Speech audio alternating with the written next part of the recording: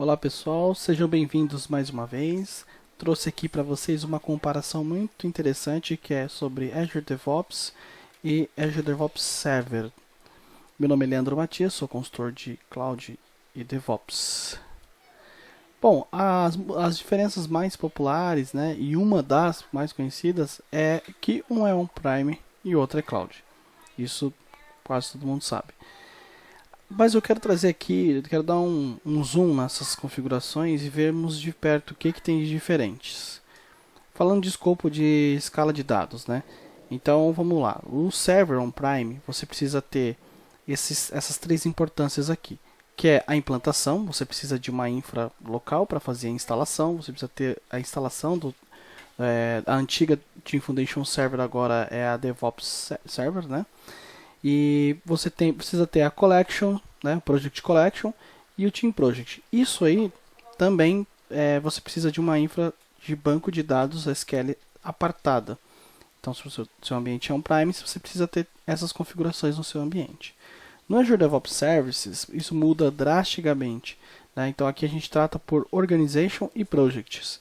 É como se as organizações fossem o Project Collection e o projeto sejam os projects, né? A diferença aqui é que você não faz o gerenciamento do banco porque você está contratando um serviço de nuvem. Então a nuvem tem toda a estrutura para te dar esse suporte. A autenticação deles também são bem diferentes. Então, assim, como você está local aqui no server, você vai definir sua URL, você vai configurar isso personalizado para interno, você vai configurar dentro de um domínio também. E esse domínio vai ter o Active Directory e é por lá que você vai controlar os seus acessos. No Services, que é na cloud, como você contratou um serviço, isso ele fica na internet. Mas calma, isso não está aberto para o mundo, né? Está aberto só para quem tem as credenciais autorizadas, que seja Microsoft Account e outros. E também você conta com suporte de 24/7 da Microsoft para resolver qualquer tipo de problema que você tenha. Certo? Por exemplo, a versão server eu não tenho um update programado para fazer. Eu preciso sempre me programar para fazer esses updates.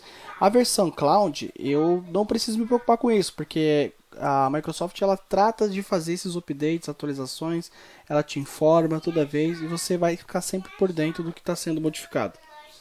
Já que falamos de autenticação e grupos, eu tenho aqui vamos ter os dois cenários, né? No on-premise, você tem o grupo no Active Directory, como eu disse, né? E aí você conecta direto para o Azure DevOps. A diferença aqui é que você não vai gerenciar os grupos dentro do AD. Isso provavelmente a infraestrutura vai gerenciar isso por colaborador. E aí no server você vai criar o seu grupo de usuários e vai lá dentro desses grupos eles vão ter níveis de permissões. E aí você vai aplicar esses usuários conforme esses grupos criados. Aqui a semelhança é bem diferente, tem uma semelhança, mas tem alguns pontos diferentes. Você pode conectar direto na ferramenta usando as suas credenciais da Microsoft. Por exemplo, um Outlook.com, uma conta por assinatura. Então você gerencia por usuários. Tipo, dei acesso para um usuário novo e aí dentro dos services, assim como no server, você também pode criar os seus grupos e controlar os níveis de permissão para esse usuário que está vindo de fora, com o Microsoft Account. A segunda forma aqui de autenticação é você usar o Active Directory do próprio Azure. Então, assim, você vai conectar o seu Azure DevOps com o seu Azure AD. Também você tem a administração semelhante com a do server. Então, assim, você está familiarizado a trabalhar com esse tipo de grupos, lá você vai ter essa semelhança, só que de uma maneira mais segura. Você vai estar dentro da cloud, certo? O que mudou drasticamente também foi no processo de customização dos work items, né, dos templates. Então, aqui no portal do cloud, do server, a gente usa o conceito WYSIWYG. Esse termo foi definido para descrever que assim, eu estou editando aquilo que eu estou vendo. O que é isso? Se eu tenho um work item aqui ou um bug e eu quero adicionar um campo ou fazer alguma alteração, eu faço isso na hora na minha tela. Em tempo real ele está sincronizando com o meu portal do Azure DevOps. A mudança reflete na hora. Na versão server, você vai ter que baixar o XML. Por exemplo, todo work item do tipo task, bug e teste, ela é um arquivo XML. O user store, tanto faz. Você vai ter que baixar o XML desse cara, fazer as suas modificações E você precisa contar com a ferramenta de WitAdmin, que é uma extensão que você tem no Visual Studio. Você precisa dela para importar isso novamente. Certo? Então você faz o import. Fiz as minhas modificações no XML, na task, nos campos. Fiz o meu import e subo para lá. É claro que a diferença aqui é visual. Mas se você está acostumado a editar esse tipo de arquivo e fazer essas mudanças, customizações, você sabe o que você está fazendo, mas você não vai enxergar, você não vai ver isso na hora, você só vai ver quando importa, certo? A segurança de dados, né? Você tem o server, você provavelmente está dentro de algum data center, né? E lá tem as políticas, ele está lá localmente, e aí você conta com as redundâncias, você pode criar os clusters lá dentro desse data center. Então, assim, essa é uma estrutura bem conhecida, né? Você vai ter uma infraestrutura local contratada via data center. Aqui no Azure DevOps Server, Service, eu sempre confundo. Aqui você está na cloud. Então, além de você estar dentro da estrutura da Microsoft, você está protegido dentro dos certificados de segurança, né? A Microsoft possui vários níveis de segurança e qualidade assim, de alto padrão em gerenciamento. Então você tem todos os seus dados guardados, isso é muito seguro. Você tem, como eu tinha dito, você controla por credenciais externas, mas você tem um filtro lá, tem um crivo que você vai proteger seus dados.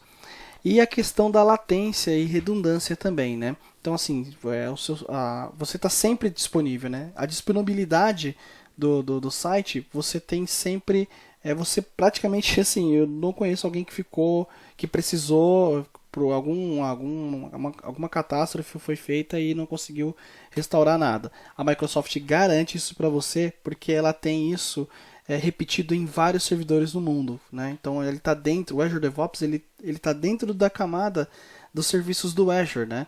Então você está 100% seguro. Por exemplo, você tem um site que está na região da Europa, do norte da Europa, certo? E provavelmente você vai ter a mesma réplica no oeste. E isso é sincronizado em tempo. Além de tudo isso, você tem uma segurança porque a Microsoft te dá um suporte. Ela dá esses ambientes são 24/7 monitorados para garantir que você não vai perder nada caso aconteça algum disaster recovery.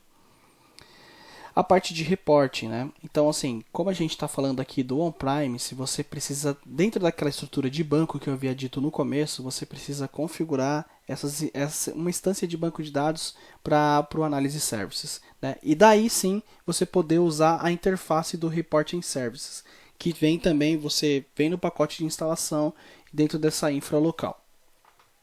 Os dados aqui do Azure DevOps são diferentes. Ele usa a base de Analytics do Azure. Isso é sensacional.